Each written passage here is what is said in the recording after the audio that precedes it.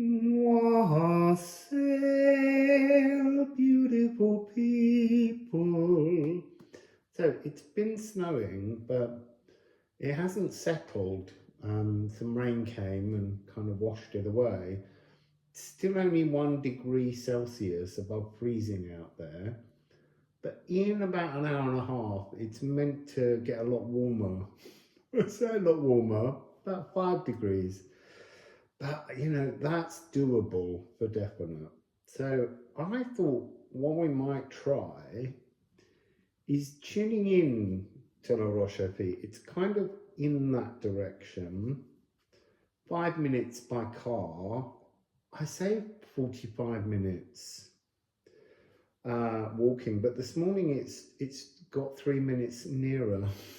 It's coming to me. So I thought we would tune in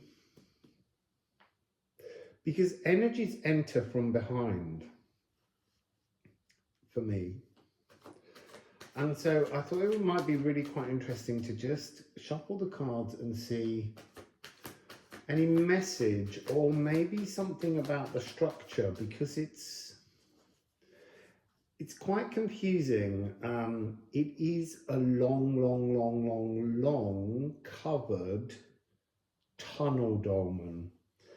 No bodies were found there, and many people believe it was some kind of temple. I've been picking up a different energy this morning, and I don't know the answer yet. So let's just see what message the fairies might have. So the reason why it's called La Roche-Fille is these stones that it's made from, and there's about 40 something stones. They're all about 50 tons in weight. And so the mythology is that Vivian, Queen of the Fairies in this version, she's from the Arthurian legends. And remember here, Wassail forest, which is where they believe the King Arthur mythology originated from before coming to Britain, is all in this area. It's just kind of northwest of here, but there are parts of the story based here. So Vivian, who was a sister of Mab, Vivian is often considered she who came from the lake and gave Arthur Excalibur. Oh, there is a lake somewhere near here. I might have to look and see whether I can get to that. But aside from that, the idea of it being called the Rock of the Fairies was that it was believed the fairies carried all the rocks to the space and built it. I mean, it could have a connection to Merlin. Who knows? It's not what I've been picking up. So La Roche-Fille. So we have down here heartache, and hidden in the deck, life force, sigil.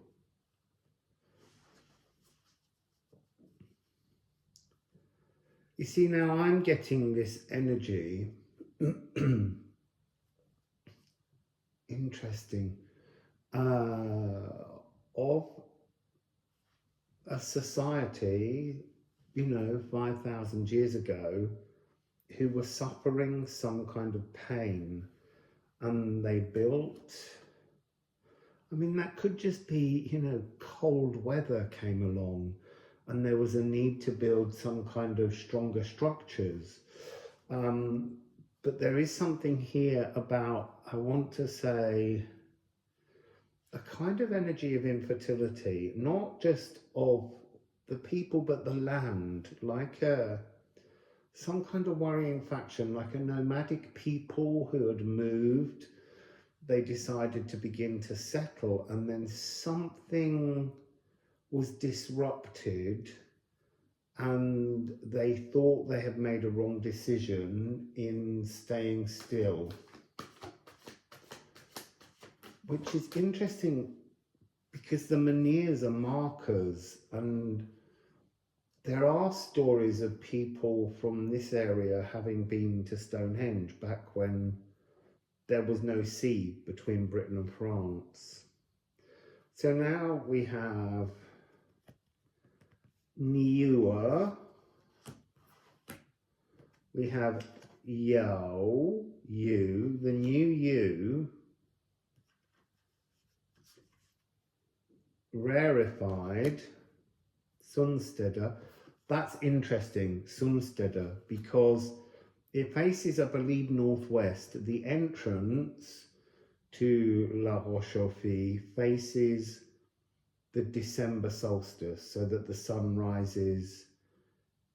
Well, I guess people could sit inside and the sun would rise in that energy. Still don't know. And then Tia, but Tia was definitely saying, like this, it's almost like this. It's a reminder of the power of the sun, the knowledge of the sun was creating a new, you see, I'm getting more than one thing. So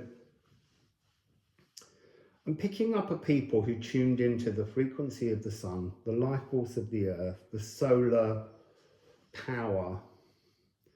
And there's something here about a solar promise to protect. And so there's something coming out here where they built this temple. I see, now it's changing again.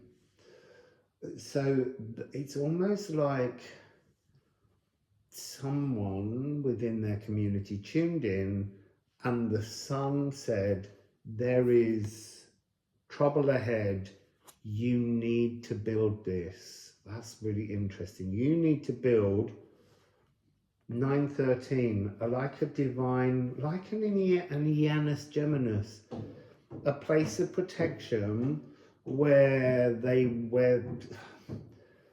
solar deities, land deities, the Lendvetir, the whites, all of those kind of energies of the fairies would protect them. But they needed to create this space of protection for some kind of oncoming, troubling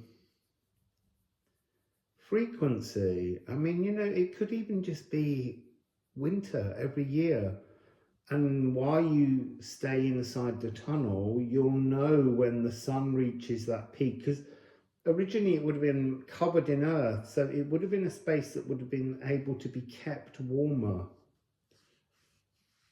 I don't know how many people can fit inside.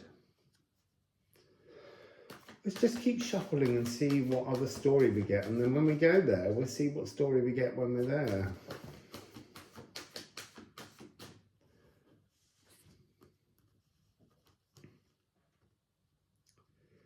You see, Water Meadow and Ken, 22-6. What you need to see there is that this symbol is here, but it's reversed, and it's acting like an energy of protection, an energy of being able to be looked after, to be nurtured. There's something about the energy of that space that's about nurturing. So I'm going to pull some of these as well. I'm just going to move those across.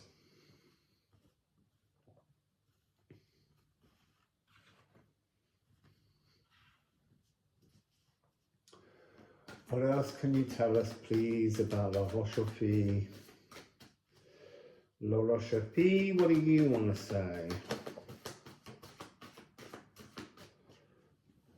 You see, here we have rusted.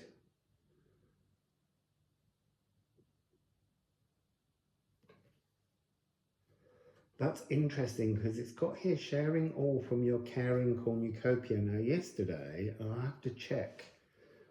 I went through one of the towns on the train, and the old Breton word for that area in translation was cornucopia. there's something about a land of plenty, a promise of plenty.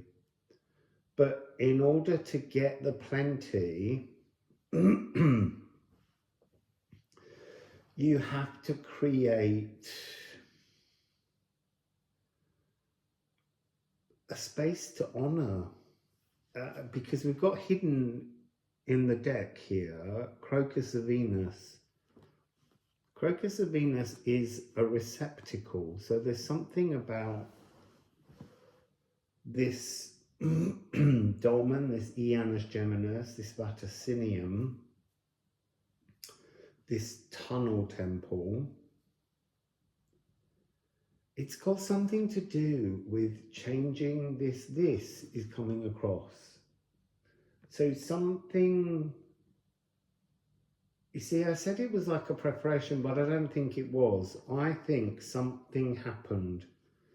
A barrenness. That's the end. Oh, you see, that fits with the other notion that's been coming through that I haven't talked about. So I don't want to bring up things that are just coming into my mind unless the cards want to bring them out. But a barrenness of place, like a nomadic people were told to rest, to set up markers in this area, and then something calcified or rusted,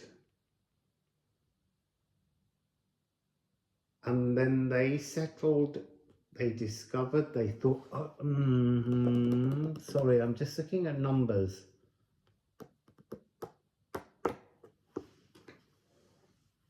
Let me shuffle some more. Something calcified, something slowed. It could have even been a really harsh winter that went on too long, because it just seems very odd that having seen no snow for decades, suddenly it's there. Something had to be actioned. Something had to be burnished, something to create a kind of, wow, a lagoon that could create this water meadow. But first of all, they needed a space of protection.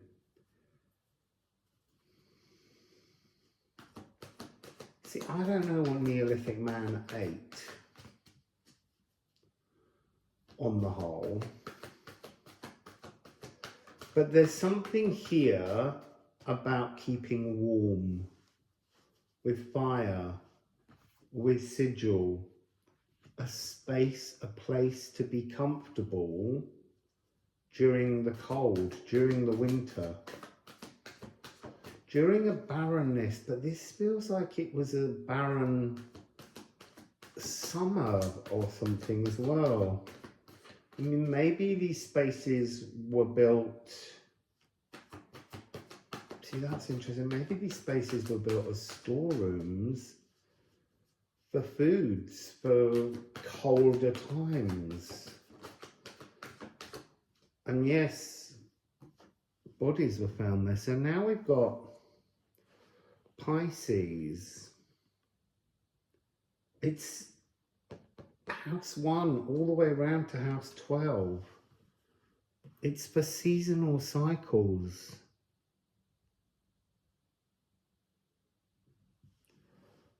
This was for survival. It's really interesting. So I've got a C.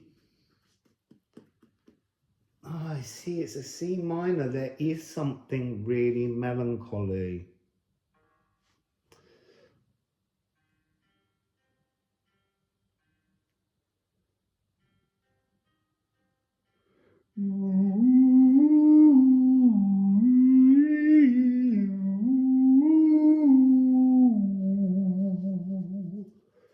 There's something of the winter here. Like the fact that Stonehenge is really a winter circle, Cromlech. This is about safety in winter.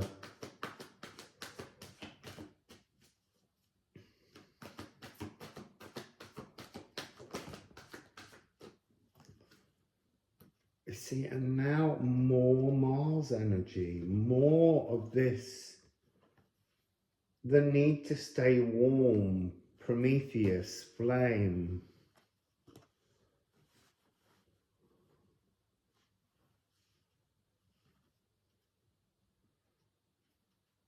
And we have here compose, but we also have here Hygeia.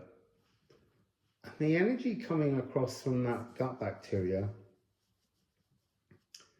this is the beginning of that energy that came through in the story of the giants.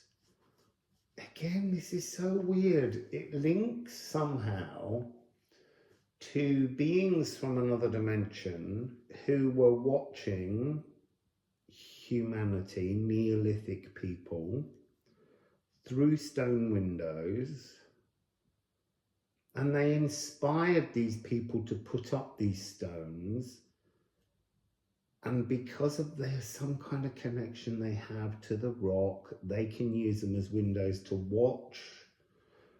But in Gozo, at the Temple of the Giants, that's when bacteria first caught hold of them. And so there's something about, you see, I want to say that some of these beings have been quarantined into the stones.